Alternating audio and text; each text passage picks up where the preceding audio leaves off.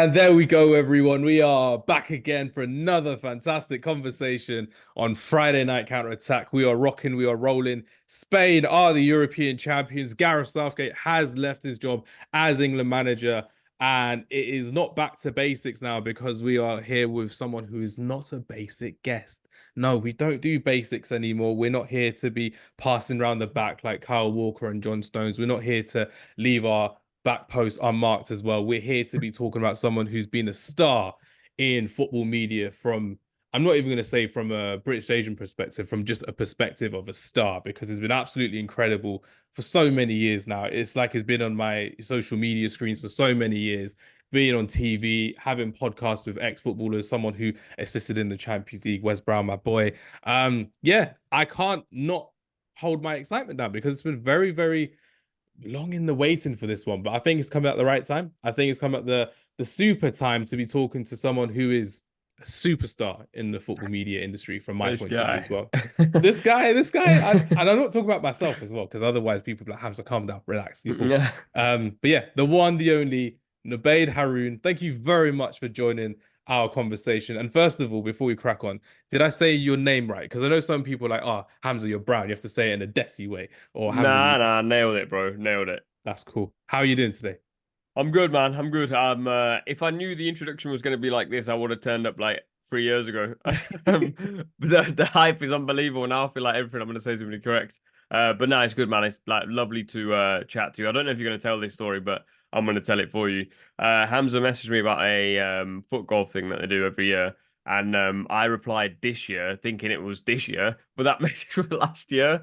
So You replied to me after England beat Switzerland, and I was at the game. I was at the ground. I was like, "Oh, Nubaid Haroon, is he at the game?" I was like, "No, sorry, can't make foot golf." I was like, "No, no." So my hype uh, from England winning was then just dropped because Nubaid was like, "Nah, I can't make foot golf," and I was like, "Oh wait, I sent that last year." Oh, Yeah, that my was bad. crazy. My bad.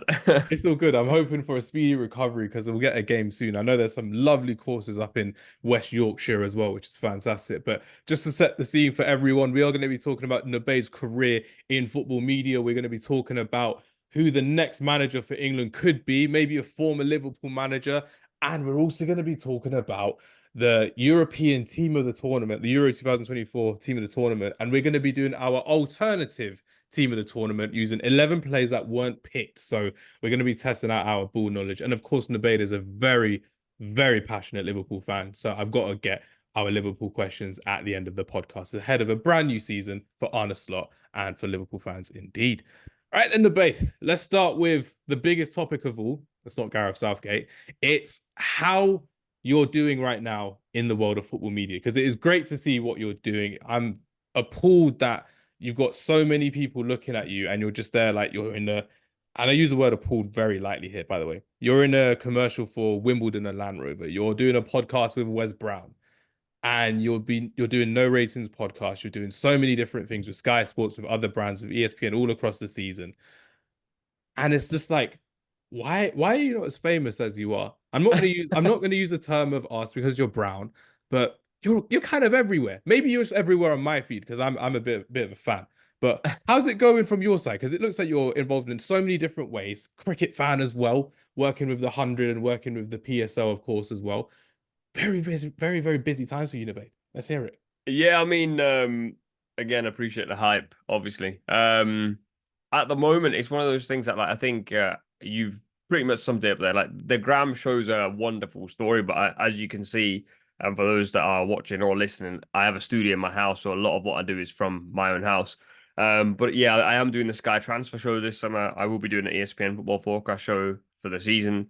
I'll be doing the PSL again at some point. But it's a weird space, right? Like I wouldn't say I want to be famous per se, but I also do have shoots where I'll meet people. And actually, I'll give you an example. So this Mirror podcast that I've just done with Wes Brown for the Euros, I spoke to the producer. I know him really well, and I'm sure he won't mind me saying this, but he was basically going like, when we first got, we were looking for a presenter. We came to you, and nobody was sure about you. Like nobody knew you existed, basically. And so at the end of the, Disrespect is real. and I've been here for a while, but like everyone I would meet would go, so you meet these people on set, and obviously I'm not saying it from a perspective like everyone should know me, but it was like someone would watch the show and go, mate, like that was really good from you. And I was like I kind of do this on a day-to-day basis. I was like, it's kind of my job. It's like me going over to a painter and going, "Oh, mate, that's straight paint. Like, how have you done that?" I had someone fix my tap yesterday as well. It was like me going to him saying, "Wow, the water's running again. There's no Yeah, like, sound." And it's like, yeah, this is yeah, what I do. I've got my business here for a reason, which is like yeah. your business as well. Being in front of camera, talking with ex-footballers, with famous people, working with them. You're just like, yeah, it's business as usual. Karma, karma. Yeah, yeah, literally, literally. I mean, it's obviously nice, like when new people see your work and they go like, "Wow, like it's amazing."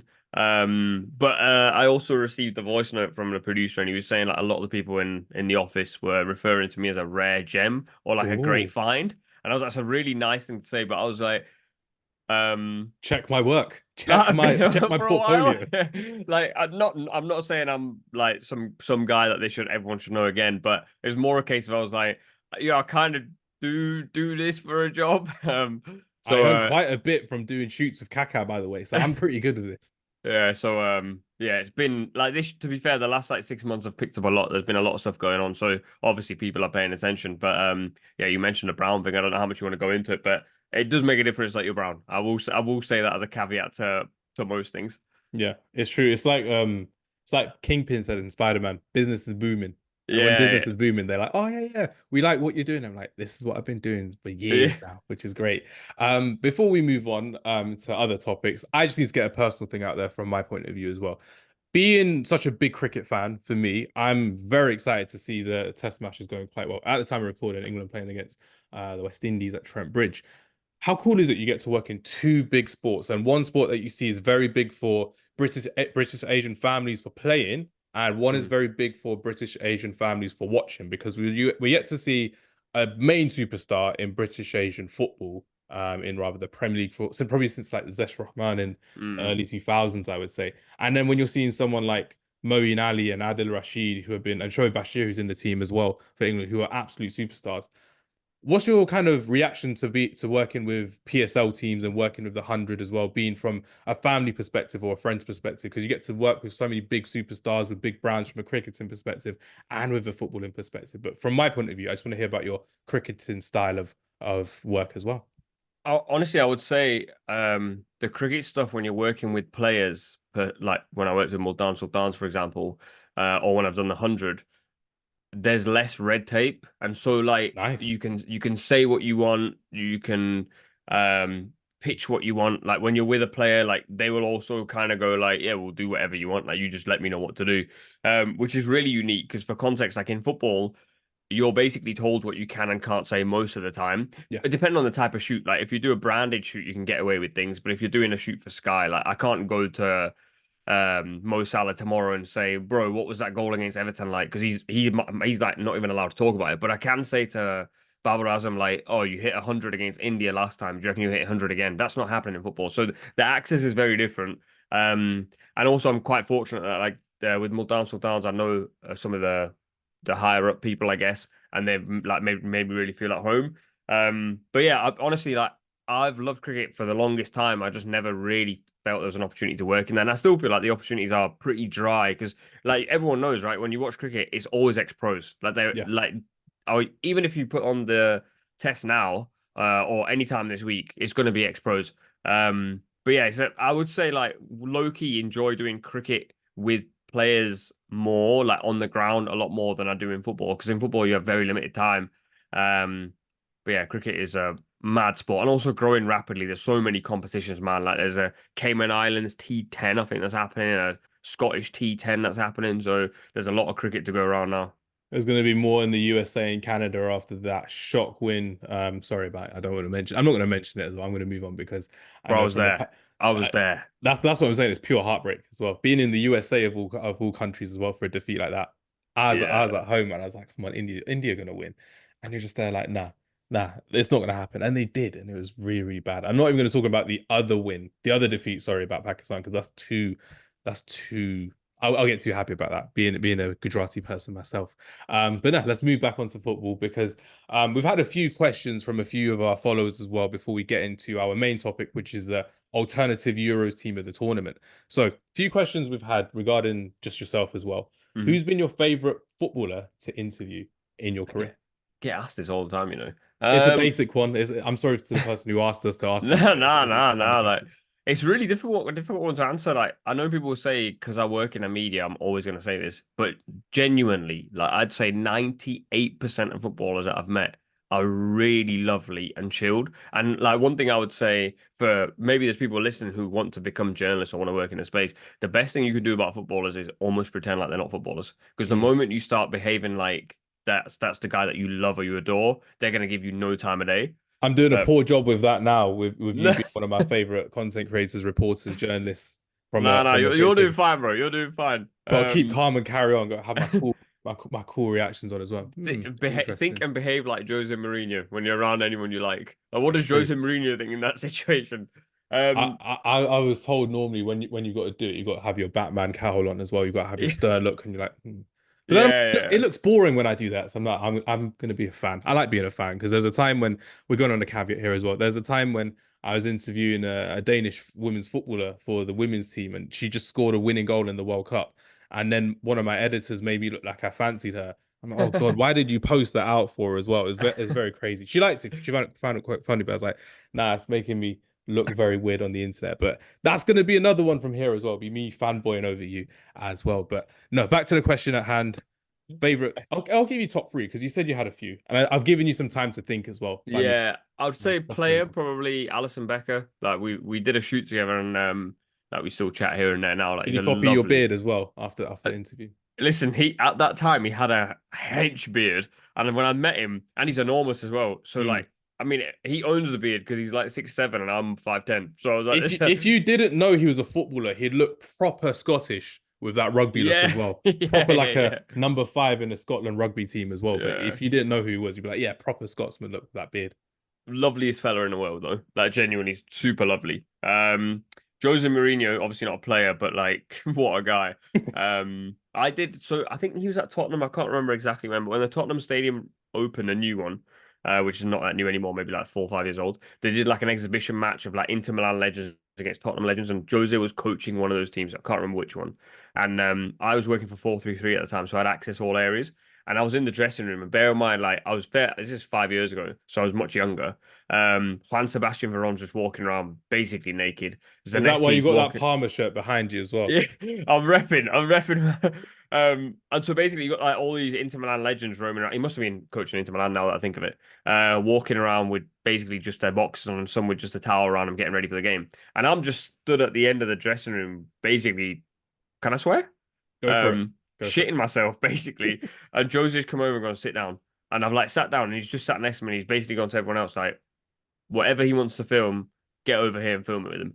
And then after that, he was just a very spot on guy. So that's why I hate when people say Joe's a bad gaffer or when people hate him, I don't like it because he's got a soft spot in my heart. So Um, from the fan perspective, when Shaqiri scored those two goals against Manchester United and you got sacked, was that before or after when you met Jose Mourinho? Jose Mourinho, I uh, should say. this would have been. I want to say that was after I met Mourinho because I met After. Mourinho about 5 or 6 years ago now.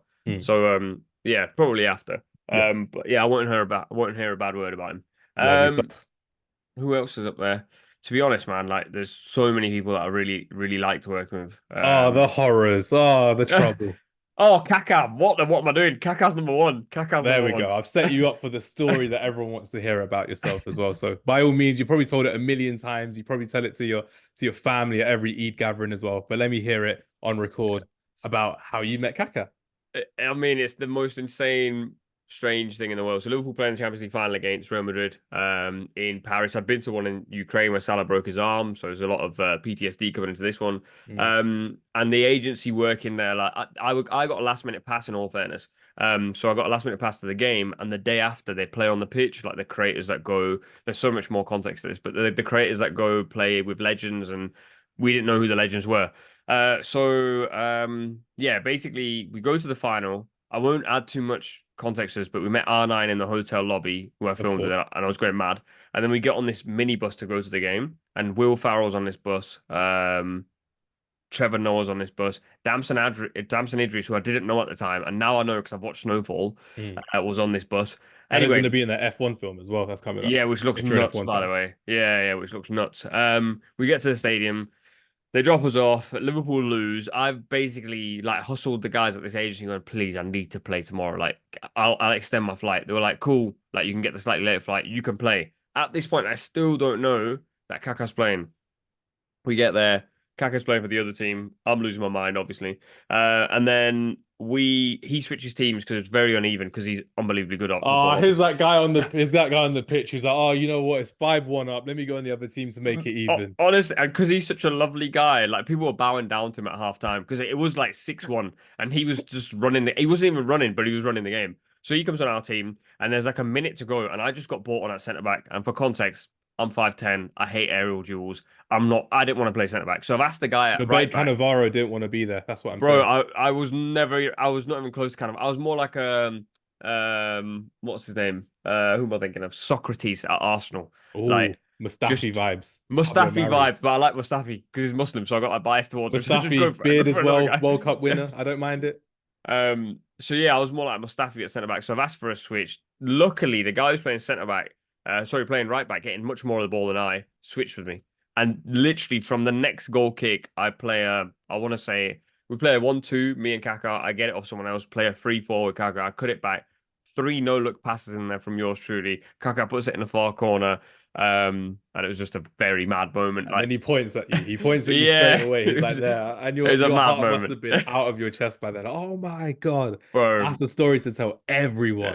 When we had like the nicest embrace in the world. Like obviously this is a flipping walk around match, but he actually enjoyed the moment. It wasn't one where I was going, "Oh my God, Kaká!" Like he was like my guy. It So was the opposite of that cutback video back in the yeah, day. yeah, You had yeah, cutback once upon a time, cut back, and then a month later, lockdown happened and the pandemic yeah, happened. So then you had that little kind of retribution. I'd say I'm not going to say for the streets, but for social media context, it's like you've had one video with Kaká where he scores an amazing goal left foot in I think North London or East London yeah. as well, and then is in Paris the day after the Champions League final getting assisted by you. So all I'm saying is sweet redemption right there. Yeah, man, we take those. Also, very random, but I don't know if you know this, but that cutback video was staged. But I Really, feel like not a lot of wait, how do not a lot of people know this? It was for an Adidas advert. So they I've not seen the advert. deliberately That's the thing. no, so like that wasn't an advert per se. I've worded that terribly. It was that for a social media campaign. And so Ah, what they did was like they take. So I used to be in this thing called Adidas Tango League, and you'd get invited to shoot with players.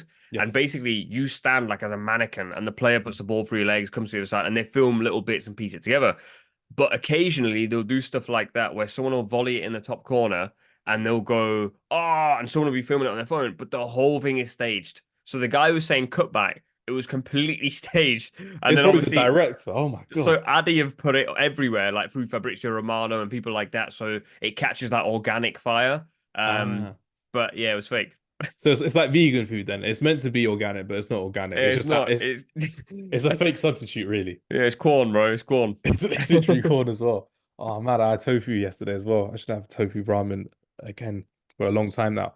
Right then, this is the main course, I'd say. I was just talking about food, so we're on to the main course. So the European Championships has finished. It was a fantastic tournament. It was the second tournament I've been able to visit as a football content creator, which is absolutely incredible. Sorry, how was that by the way? Because I didn't go.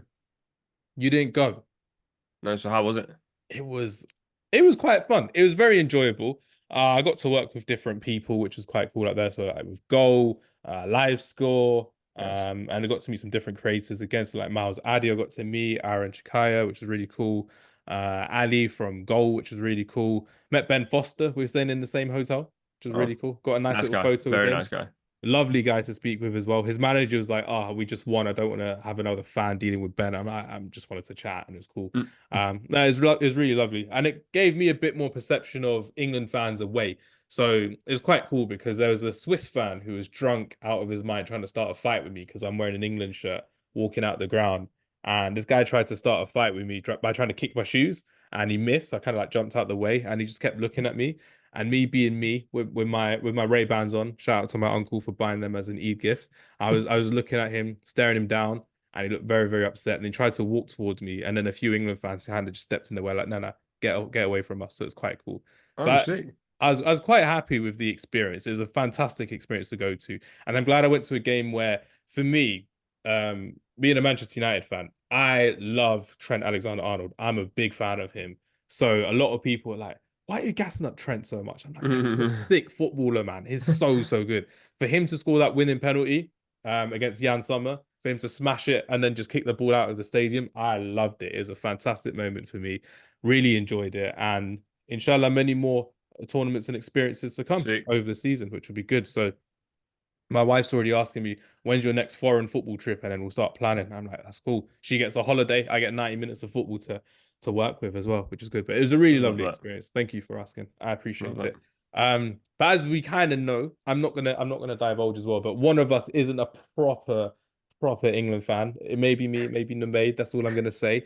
So now we got the opportunity to have a bit of a look at this tournament because we're not gonna review it. We're not gonna talk about the best players, but we've got this team of the tournament that's been named by UEFA officials that we've got here. And Nubaid and I have a challenge now to make an alternative team of the tournament. So if I'm just going to read out this list of players that are in the official team, you got Mike Maignan of AC Milan and France in goal, a back four of Kyle Walker, Kanji, Saliba, and Cucurella, and a midfield three, which is all Spanish, of Rodri, Fabian Ruiz, and Dani Olmo, with an attacking three of Lamine Yamal, false nine, Jamal Musiala, and Nico Williams at left wing as well. Now, Nubaid, now this is time for us to challenge our footballing know-how, our footballing knowledge, finding 11 other players who you think can challenge this team. There's no limit to how many players you can pick from another team. We'll keep it to a 4-3-3 formation.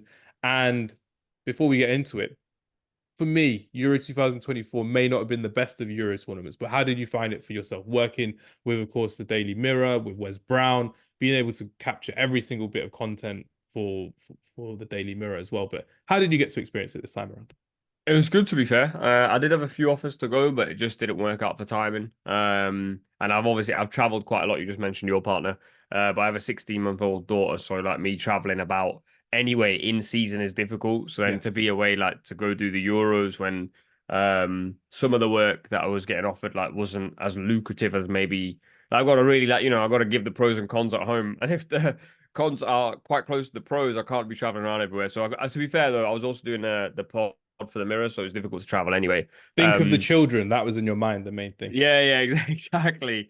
But yeah, it was good, man. I don't think I missed a single game actually, and I think I watched probably more than 75 minutes of every single game. Good. Which is just a habitual thing. Like when it's tournament football, like I will watch every single game that I can. It really depends on time, and obviously the next World Cup's in America, so the odds on me watching every single game for that are probably quite slim because the time is going to be all over the place. But yeah, I thought it was all right. Like I don't know, I don't think I wasn't underwhelmed per se, but I expected more storylines. It kind of ended up going exactly the way as we would have predicted. Do you know what I mean? It was one of those where, like, literally the best team in the tournament won the tournament because it wasn't a big shock from England. It wasn't, oh, Netherlands are going to surprise England in the semi-final. It didn't happen. You wanted a Turkey dark horse redemption arc again, like in 2008, and it nearly happened, but they bottled it in the quarterfinals against the Netherlands as well. It was more so the group stages. I was saying it to my sister-in-law. I was saying with all the Balkan teams that were in, that's what made people a lot more excited and engaged with it. Albania, Turkey, looking at Georgia for their first international tournament. It was incredible to see what they could really do as well. But then that's when you're kind of like, oh yeah, that's when a lot of pure football kind of went out the window when the group stages came in and it was let's just try not to lose. Everyone's trying not to Yeah, lose. yeah. And then it was only Spain who were just kind of there like, oh, okay. So we're the ones who are going to go for it and show off. And they did. They were fantastic in what they did Yeah. going forward. So now we've got to make a team. So I'm looking forward to seeing how we do because normally we will do like a draft or something on this show. But then I thought, you know what? I don't want to get schooled, humiliated, and ruined by someone who is in the football media and then be like, yeah, don't go on Friday night counter attack. He doesn't know ball as Nah, well. So you know ball. I can already tell in this 36-minute conversation. that's too kind. I appreciate it as well. There is a video on Goal's social media of saying that I have goated football knowledge. I was like to my mum, Mum, I made it. And my mum was like, what are you doing? She's like, come on, you can do better than this. I was like, that's true. I'm gonna try find it. Where are we? It's this next to us. It's next to a Sergio Aguero video. So Sergio Aguero had a video at 1.4 million views on Instagram, and then there's a video of me at 1.3. Like Wait. my 13-year-old cousin sent it to me. He's like, I found you, and Goal I'm like, Global, yeah? gold, yeah, gold global. So where are you? Man, they've chatted to a lot of brown people, huh? Yeah, they saw one and they thought, you know what, let's carry on with it. Yeah, like he's It's a all right. trend. Let's get the next one. Does that mean we need to get more of him? Bring him on. So I'm like, give me a job and I'll work there. I'll do it for you every week. It's not a problem. I'm not gonna lie. There's a lot of Aguero videos on here. There's a lot of Aguero videos, a lot of brown people in there as well, which is good. I love the fact that Global are ethnically diverse like that, which is great to see. Sorry, this is random caveat, but who interviewed you? Sorry. I had an interview with Ali Mala. So he's the one Oh who yeah, yeah, yeah. who sent me the conversation. He was just there like, oh, do you want to chat? I'm like, I'd love to chat. As opposed to working, I'd love to chat. Yeah, yeah. So it Cool, cool. worked really well for us. Nice. So let me find that video, send it over to you, and then whilst you get to watch the video, I'm going to set the scene for our audience. So our audience, as you know, we tend to do a lot of drafts because it's the end of season, officially the end of season.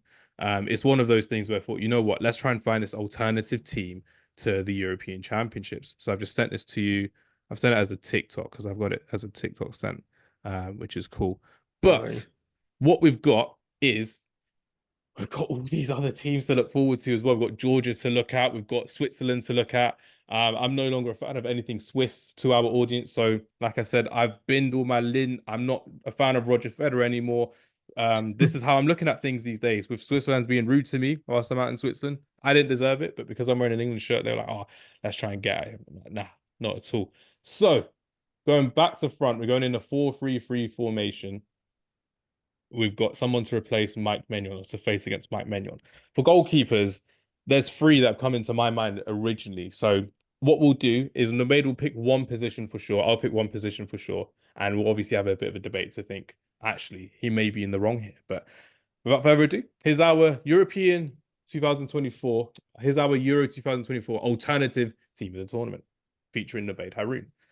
Nubaid, goalkeeper, Marvidashvili, Jordan Pickford, and maybe Diogo Costa have to be in there as well. I don't mind Jan Sommer, but those are my initial thoughts straight away. I'd already in my head gone for Marmadashvili because of that one video. Have you seen the video that went around on social media? It's basically him in the middle of a crowd with his arm up. It's after the Portugal game, I think. He's got his Yeah, arm up and there's a crazy beat in the background. I was like, this guy's goated. Like he's got to be number one. is going to be in there, and I'm happy with that as well. I'm not going to have a chance in how spelling his name, but I can pronounce it properly. So Well, I reckon I'll give it a go. Mardavav. Shit. Ash, Shili. Shili, Mamardashvili in GK. Perfect. And then normally Google will hopefully also correct that. Right back. I'm pretty sure we can find a better right back than Kyle Walker because Kyle Walker, for me, had a bit of a stinker of a tournament, but everyone loves his recovery runs. And like I said earlier in this podcast, I'm a big fan of Trent Alexander-Arnold. He deserves to start more games for me, especially in that 3-4-2-1 formation as well. But we've got Danny Carvajal. João Cancelo was on his game this tournament. Who else can I think of off the top of my head? Off the top of my head, those are the kind of main two that I thought, you know what, they can compete. Danny Carvajal was fantastic as always, scored the winner in the Champions League final. Top player. Who are we thinking of in debate? I was struggling when I was looking at right backs, to be fair, because I thought Jules Koundé actually did quite well, Yes. He Consider continues to play out of position as a centre back yeah, that continues to play at right back for club I and for think country. he's legitimately what people think Walker is. Like his Mm. positioning's good, his recovery pace is good. He's very often good in the air, doesn't get caught under the ball, doesn't get caught napping at the back post. Better hairstyle too. Much better hairstyle.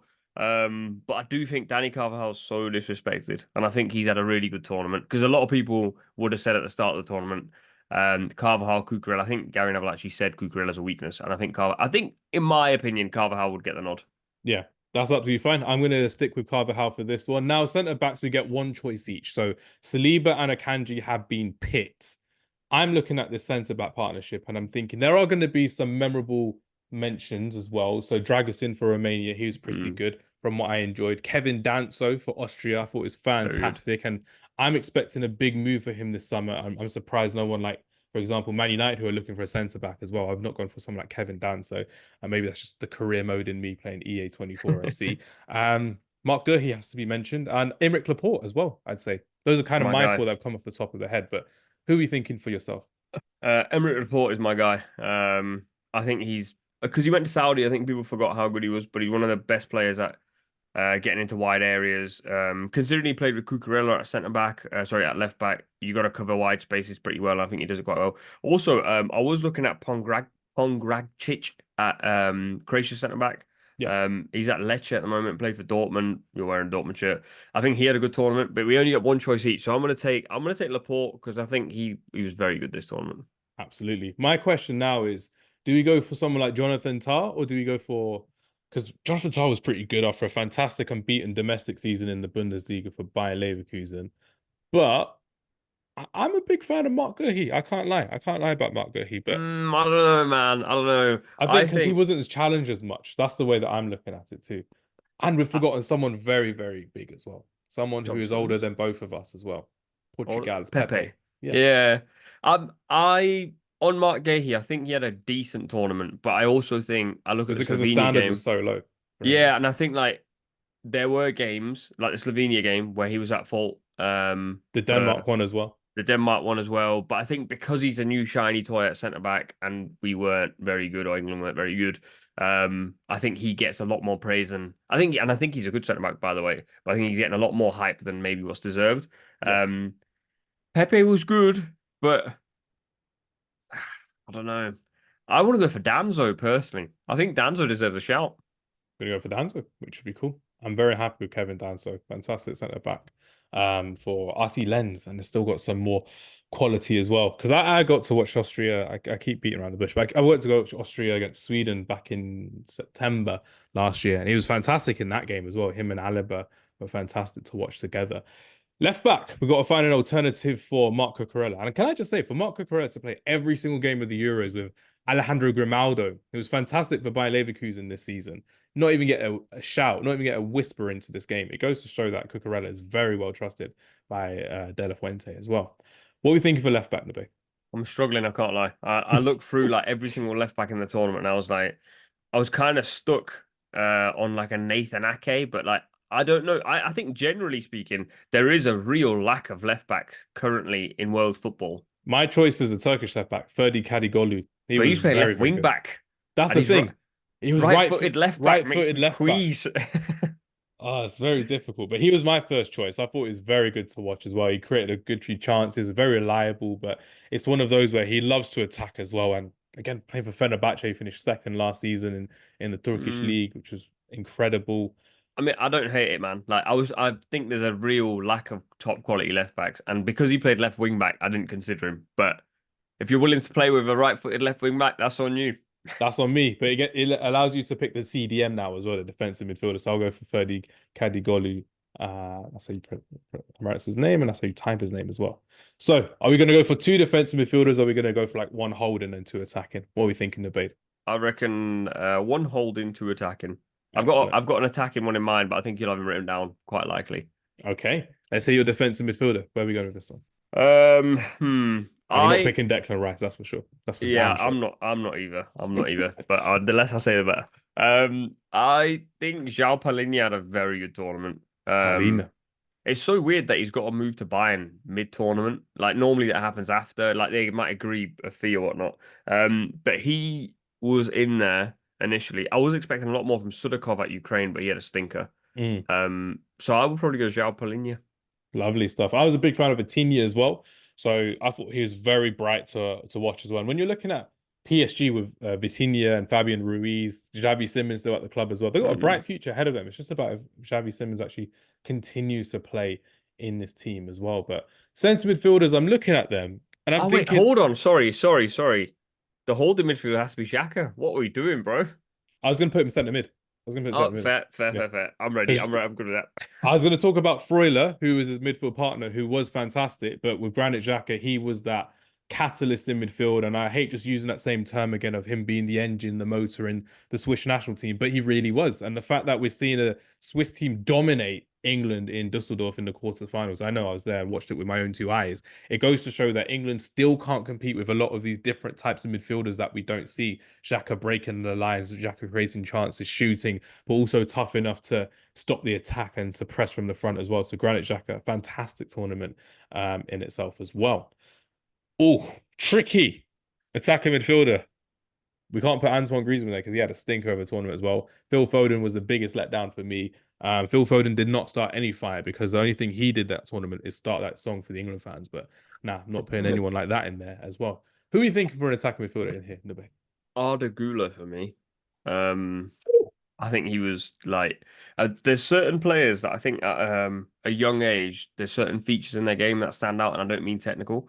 There's a lot of times in that Turkey team where he would actually just drop into midfield, kind of like what Cole Palmer did at Chelsea last season, and go, "It's not working. Let me sort it from all areas." And I think being a player who for Madrid has often played off the right hand side, the future for this guy's in the middle. Like you need this guy like on the ball constantly. It reminds me of Özil in his peak. I know that's a really lazy because they're both Turkish, but I They just played at get that Fenerbahce feeling at the from him. same time too. Yeah, like yeah, I know it's a lazy comparison, but I just feel that same vibe from him. I like it. I mean, I love this goal that we saw early in the tournament as well. I love the celebration against the Austria fans as well when he took that corner and he just celebrating Yeah. back to them as well. That was fantastic to really appreciate and to enjoy as well, which is really cool. So we've got Xhaka, Gula, Paulina in our alternative midfield. It's better than the original midfield. It actually is. I'm looking at it. It's looking very fun indeed. A lot more creativity, a bit of spice to it as well with Granit Yeah. Xhaka's bite in the tackle as well. This is where the fun begins, everyone. Ladies and gentlemen listening at home, you know I'm all a big fan of Kuvica Kvaratskhelia, but he played in a different type of formation for Georgia in this tournament. And we know Nubaid Haroon is a big Liverpool fan, and Cody Gakpo played fantastically well for the Netherlands off the left wing as well. So who do we go for as a left winger, Cody Gakpo or Kuvica Kvaratskhelia? See, if I move this along ever so slightly, there probably isn't that many number nines, so I'm not against playing Gakpo through the middle to fit in Kvaratskhelia. Mm, But I will say, I do think for 2 games, Kvaratskhelia was missing completely. yes. Um, I don't know, man. I think let's go Kvaratskhelia on the left, and I'll fight for Gakpo through the middle. Although Lovely Gakpo stuff. can't play through the middle, that's the reality. Like he's not a number nine. I'm looking forward to seeing how Arne Slott works with him, which we'll get onto later on as well, because I'm looking at the fact that it's going to be a different type of system, and Arne Slott loves wingers. The wingers that play at Mm. final, like Carlos Stengs was fantastic. You had Minter that was there last season. So much fun to watch them as well. So, Kavica, you are our left winger for being a lot of my Georgian colleagues as well from my scouting days, they were going on about, oh yeah, Mikuadze was a fantastic striker in this tournament. It was great to see Oh, him play. And you're looking at what he's done for the nation. And those two as a partnership, that worked very, very well.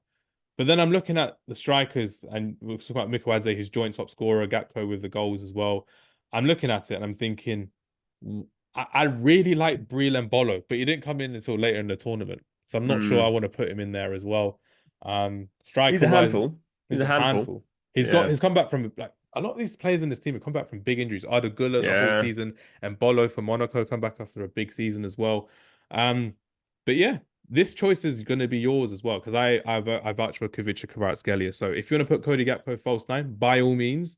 But it may be one of those Gareth Southgates when you're trying to put round pegs into square holes or whatever you call it as well. Yeah. So the Um, choice is yours, my friend. Mikoadze and Bolo. Mikoadze for me. I'm sorry, Gakpo. I said I'd fight for you, but Mikoadze deserves to be in there, man. Like, consider the situation, consider the circumstance. He plays for one of the weakest teams in the tournament and finished on 3 goals. You cannot disrespect that. Yeah. And he links up well with Kavicha. And we're saying if this team was actually playing in a game, would it work? Gakpo through the middle doesn't work. Mm. So that's what I'm gonna go for. Fantastic. And right winger. This is where I'll happily go for Bukayo Saka on this one. I'm a big fan of him. He definitely made my tournament by scoring that equalizer.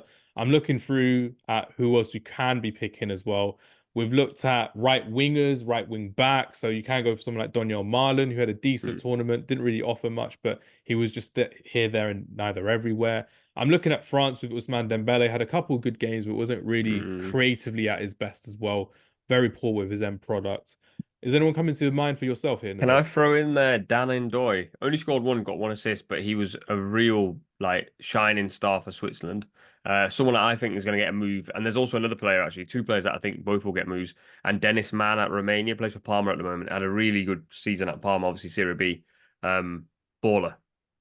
Think we got to go for the Romanian. That first game against Ukraine, So good. That's so that good. blew me away. I'm just like, oh, okay, Romania, that's you. That's you. Yeah, yeah. Now I just need to find out how you spell his name. How do you spell his name? Mann. That's it. Double N. Yeah. Sweet. He's Lovely getting a stuff. move. Like he's got to get a move. He's honestly, when I was watching like those opening games, and after the second set of games, I was like, he has been the best player I've seen so far. And that's what I liked about it from the beginning. You get to see all these players that you don't normally get to see, and they're playing for their countries. They've got that passion about them as well. And for Monaco and Lyon to be in a bidding war for Mikoadze, the Georgian striker that we just mentioned as well, it goes to show that there is talent out there in Europe, and Mm. you don't necessarily need to have all the best scouting, but sometimes you just need an international tournament to go in on it. So our alternative team of the tournament has no England players in. I love it. Yeah, It's too right, fantastic. bro. Too right. It's exciting. I wanted to throw in Kobe Mainu, but I'm like, nah.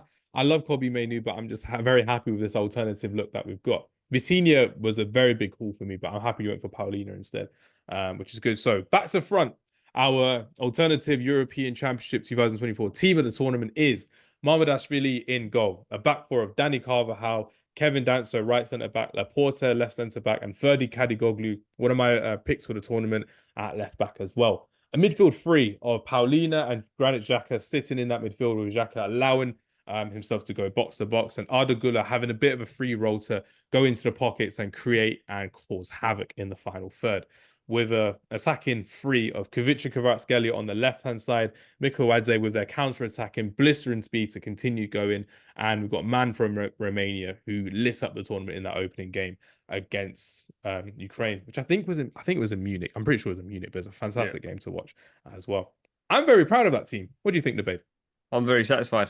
When you said man from Romania, I thought you were saying like, and I'm like My man from man. Romania, not actually like his name. I was My like, man from my man from Romania. He's got to make it into the team. Nah, that's yeah, no, I'm fantastic. satisfied. I think that midfield competes with the original midfield. I think our back four is good as well. Front three's lacking a little bit, but that's a star name. But I'm content. Lacking that star power, but it's going to make up in actual goals and assists and contributions and ball carries, all that technical stuff that we love to hear as well. Right then, as we look to wind down on our podcast, it's been very, very, very intriguing having your conversation on our podcast today, Nubaid. But I can't let you go without a bit of a conversation about your beloved boyhood team, Liverpool Football Club. You've got a new manager, first time since 2015, 2016, when you've had Jurgen Mm. Klopp in charge. It's going to be a big change of Arne Slott. So the main kind of three questions I'm going to ask you to kind of discuss and talk about from a Liverpool perspective is what will you miss about Jurgen Klopp the most? What are you expecting from Arne Slott? And what are you going to be expecting from Liverpool over the season coming ahead with I'd say a few quiet weeks in the transfer market. But before all of that, one of my videos that kind of made well, it didn't make it, it wasn't viral, but one of the videos I did, which was quite fun, I was asked the question, who would you want as a Gareth Southgate replacement? And again, me being a boyhood Manchester United fan, going to Man United games home and away, being a very passionate Man United fan, I chose Jurgen Klopp. Of course I chose Jurgen Klopp. I thought, you know what, Jurgen Klopp, fantastic manager. Man management is incredible. I've seen his attacking rock and roll football for years, and it's very, very threatening, home and away. So I'm Mm. thinking, before we get into our main three questions at the end of it, what would you think of yeah, what would you think of Jurgen Klopp being the next manager of England? It'd be an enormous problem for me because, as you alluded to earlier, I don't support England, so I'd have to support England because Jurgen Klopp's the guy. He's I'm finally fa start Trent, which is the main thing. Yeah, and I mean he'd build a team around him. Let's be honest, and he showed. It would work. It would work well. It Yeah, would work really yeah. well. I don't know. I think international management is very different to club management. So I was actually just literally speaking to my brother in the gym, and he was saying he thinks Guardiola would be a good England manager, and I think Guardiola's a fantastic coach.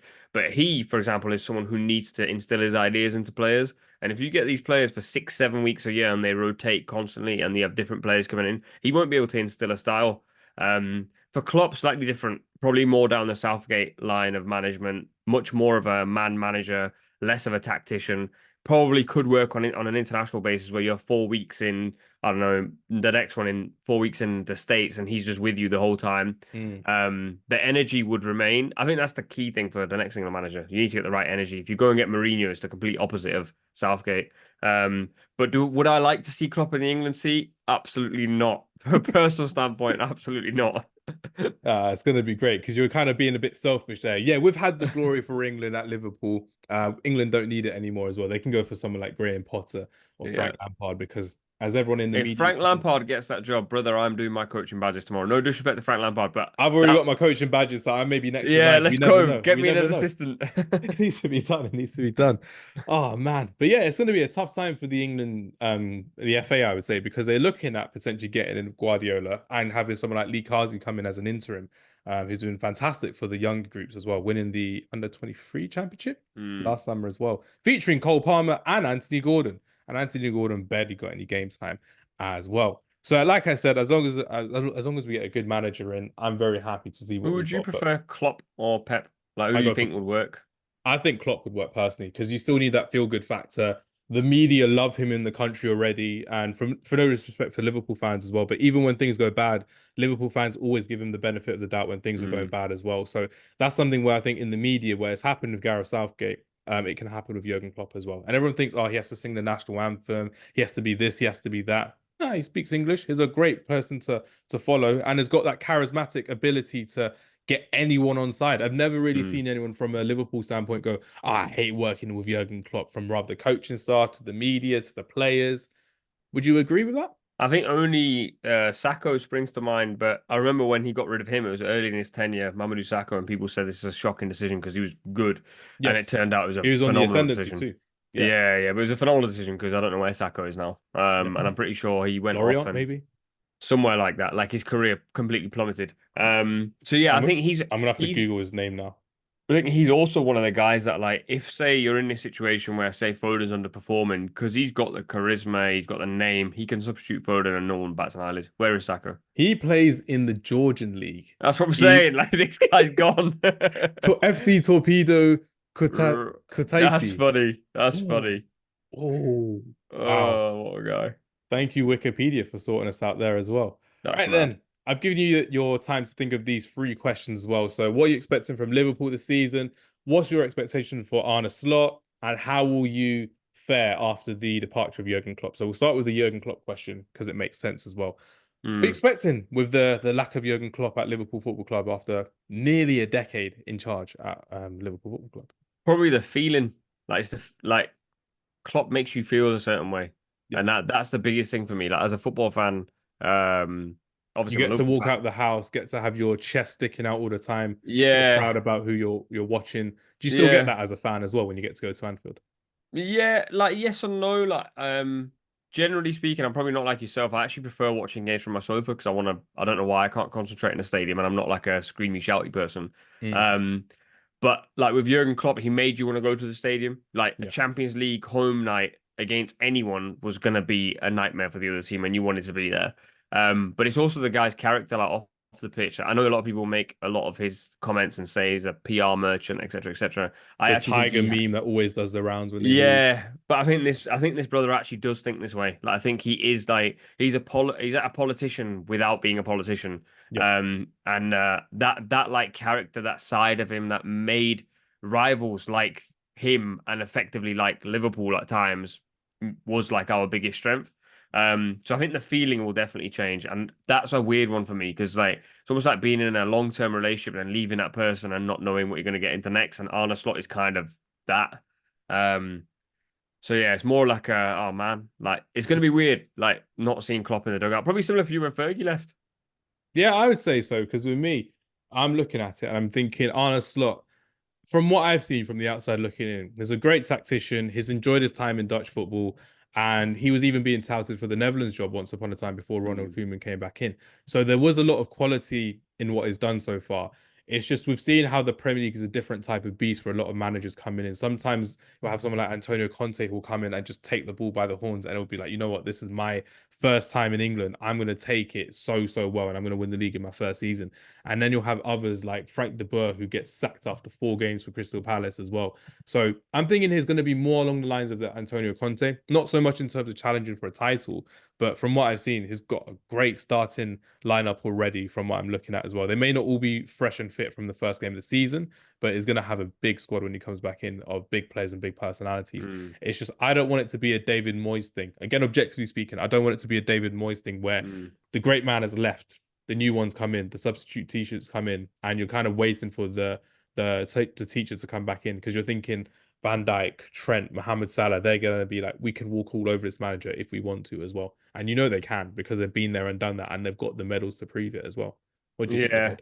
I think the David Moyes situation, I think he was almost like overwhelmed by the job. And I think he felt like he was lucky to get the job. I don't think Arne Slott feels that way. Like he's definitely He's got a lot. earned it, Yeah, definitely. and he's got a lot more arrogance about him. I think he thinks he's like the guy, which will be very useful in the job. Because I think Moyes' biggest problem was that Moyes was like, "Oh, I'm so lucky to get this job. Like, we're so lucky to be The chosen competing for one. top four." Yeah, yeah, and like that really just got to his head, I think. And then it was just basically out of his depth from that point onwards. Mm. Also, the difference here also is like Manchester United expected trophies immediately after Fergie left, whereas I think Liverpool don't expect anything yet. Like they were going to give him time. So different sorts of clubs, different sort of mentality, I think. I would say so as well. But what have you seen from Arne Slot from rather watching final or in his press conferences where you thought, you know what, I'm feeling a bit confident in his demeanor, in his style of play. What's kind of giving you a bit of confidence going into this new season debate?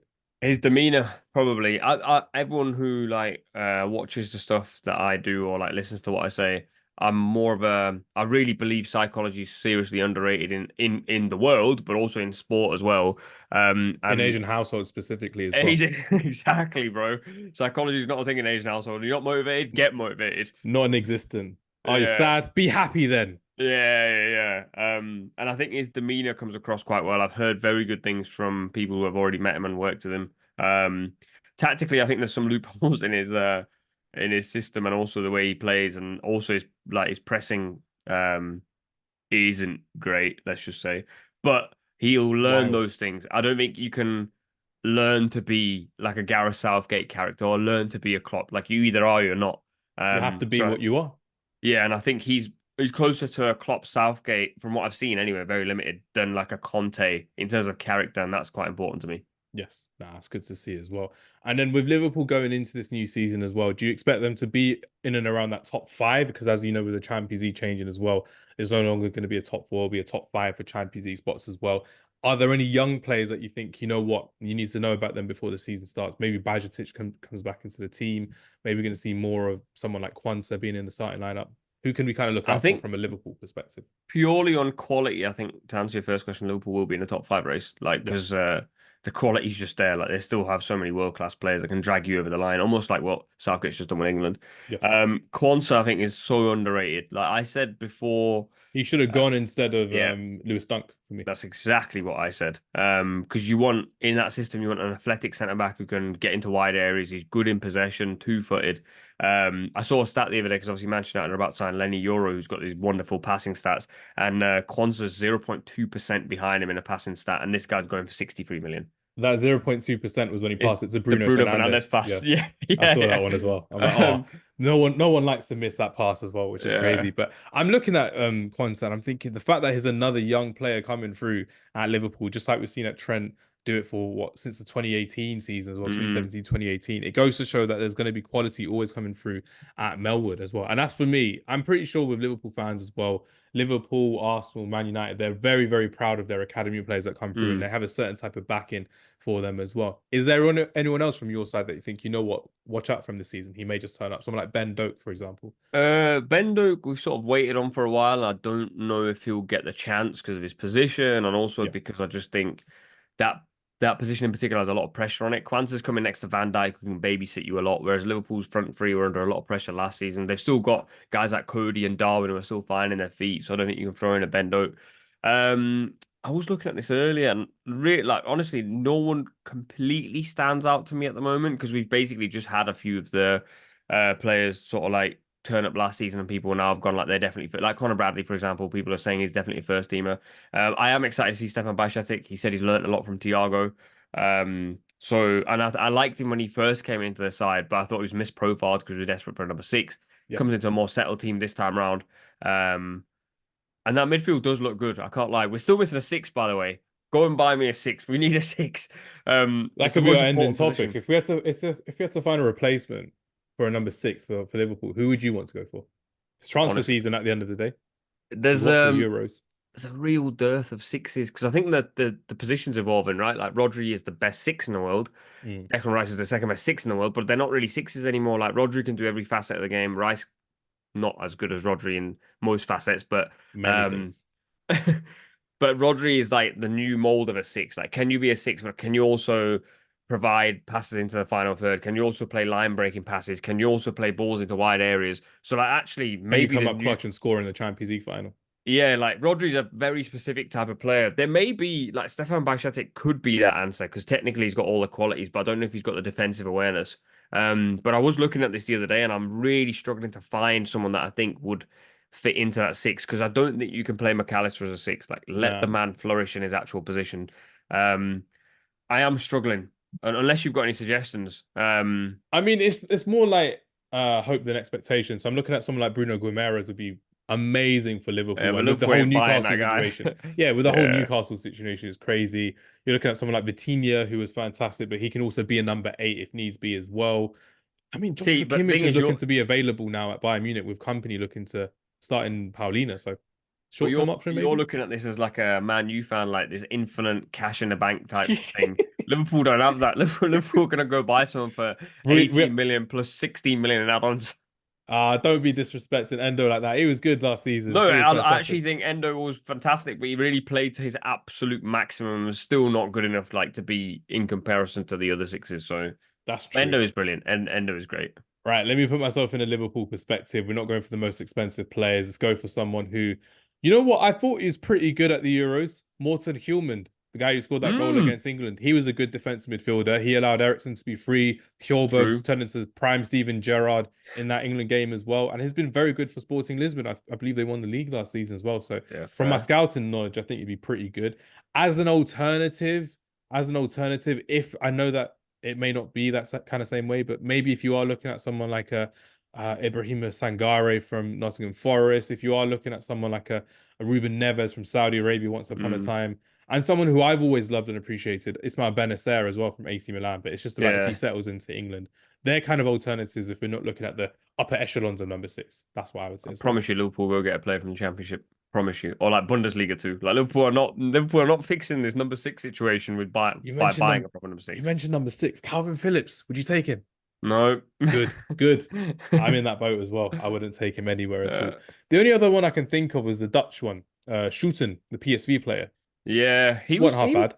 I thought he was all right, but again, like one of those players where I see him more as an eight, like someone who like very technically quality, lots of technical quality. Sorry, wants the Yes. ball a lot, but I actually think like the six that Liverpool needs to have Endo's engine and have the technical quality of like a Rice, with no disrespect to Rice, but someone who doesn't actually want to play like forward pass, someone who wants to give Mm. it to like McAllister and go, you go and do something.